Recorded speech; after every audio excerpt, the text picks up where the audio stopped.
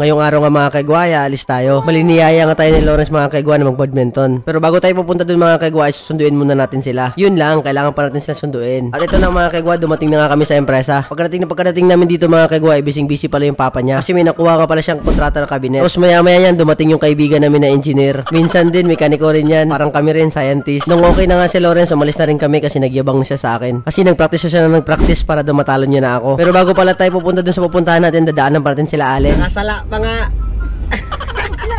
Move on. Pasala sila. Gol, sige. Simple lang sala. Ano? Damay-damay. Nakadawat. Pasala. Nandun.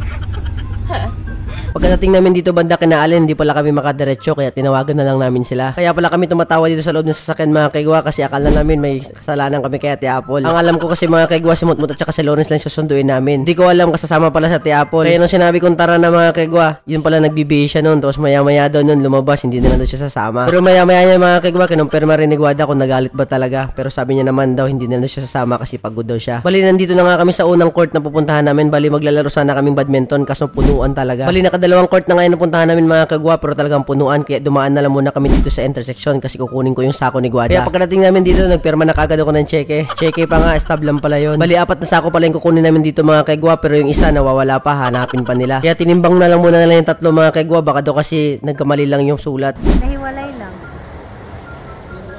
Paano kayo mapapasok yan dun?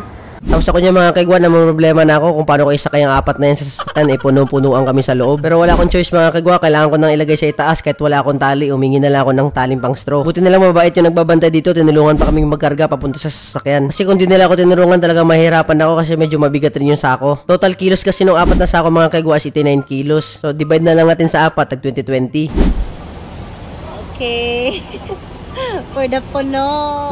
Habang hinihintay ko ngayon panali mga kaigwa, iniyugyug ko muna yung sasakyan para maguluhan sila sa loob. Paningkamot jud, asawa pa more online seller. Ang asawa pa mag-online seller guys. At mararamdaman nyo kung paano umidig ang online seller. Tapos nung okay na lahat mga kaigwa, umalis na kami pero bumili muna kami ng mango shake. Ay hindi pala to mango shake, beer and beer pala ang tawag nito. Pero mango shake rin naman yung kalabasan ng mga kaigwa. Kumbaga ang tawag lang nila beer and beer, hindi mango shake. Bali cancel nga muna yung laro namin mga kaigwa kasi wala talagang court na available. Habang pauwi kami mga kaigwa, kinakontak namin si Nicole baka gusto niya sumabay kasi along the way lang naman yung trabahuan niya. Bali hati-hati nga lang kami sa shake na binili namin kasi sobrang laki naman kasi hindi naman mauubos agad. Nung malapit na nga kami dumating mga kaigwa, nakakahanap kami dito ng bili ng tsinelas. Ito na lang upinin. Mura nga lang yung bentahan na ng tsinelas doon mga kaigwa, dalawa 150. So, mura na talaga, compare mo doon kung saan ka bibili dito sa palengke, 230 isa. Bali nakarating na nga kami sa bahay mga kaigwa, binababa ko na lang yung mga sako para maparada natin yung sasakyan. Dahil nga hindi tayo nakalaro sa mismong court ng badminton mga kaigwa, dito na lang muna naglaro yung 3 bata. Kaya sabi ko sa kanila, next time na lang kami maglalaro para makahanap talaga kami ng court.